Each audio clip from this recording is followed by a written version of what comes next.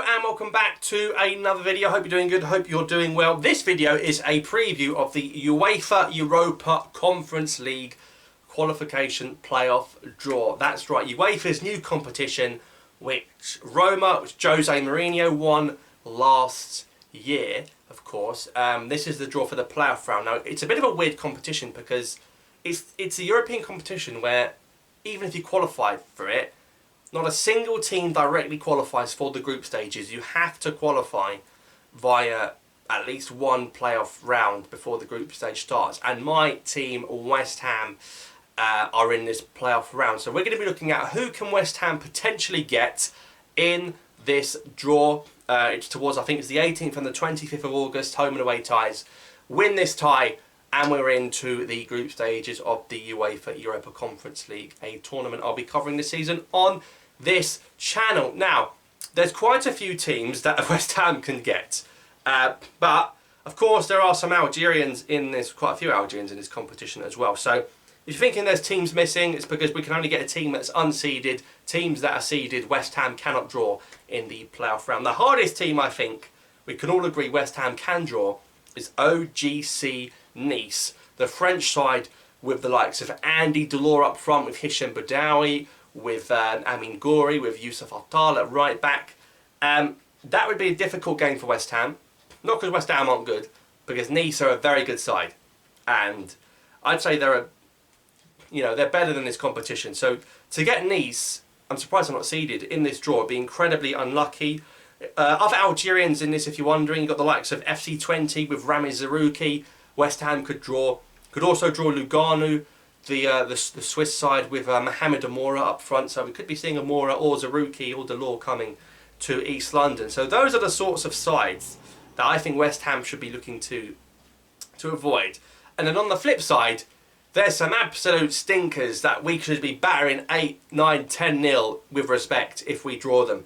There are sides here that I can't even pronounce them because I've never heard of them. You've got teams, for example, in Belgium like Anderlecht. Well, Anderlecht aren't a bad side. Antwerp. You've got teams in Austria like Wolfsberger. You've got Guimarães, you've got Vicente from Portugal. You've even got teams in Ireland like Sligo Rovers and St Patrick's. So, you know, from a logistical point of view, West Ham would probably want to get one of the two Irish teams because it's a very quick journey. You probably get Ryanair there. Very low fares, haven't they? So I'm looking at this, and if we avoid Nice and 20, maybe Anderlecht, maybe Guimarães, that'd be a success. And some teams we would beat easily, but the travel situation would be very disruptive considering we'd be playing on a Thursday and then a Sunday. For example, if we drew Konyaspor, we'd have to fly all the way to Konya, which is in Turkey, which is pretty much in Asia. There's also teams from Israel like Hapoel Beersheva. Not sure why they're allowed to compete in this competition. If UEFA have banned Russian clubs because of the Ukraine situation, then why haven't they banned Israeli clubs because of the situation in Palestine? So that makes literally no sense. They shouldn't be allowed to compete. But for me, like I said, Nice, 20, maybe Lugano because of Amoura. I want to avoid those. Maybe Anderlecht, maybe Guimarães. Apart from that, the likes of Hajduk Split, CSKA Sofia, the Irish teams, Tórshavn, what is that? Is that in Iceland or Finland or something? You've got teams like Hamrun Spartans, which is in Gibraltar.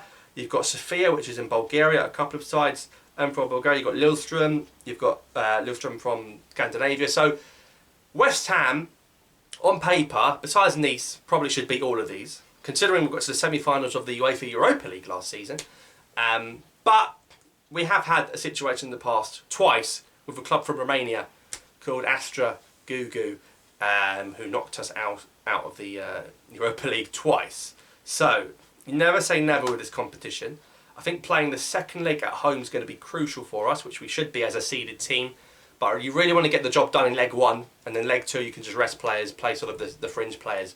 But a great opportunity to see West Ham in Europe this season, get in that playoff round, get through, and then get into that group stage, of course, where we should be really highly seeded and get some fairly easy teams as well. But knowing West Ham's luck, if we do get Nice, panic stations are going to start going off because we worked so hard last season to get into Europe. To go out in the playoff round for me would be a borderline disaster.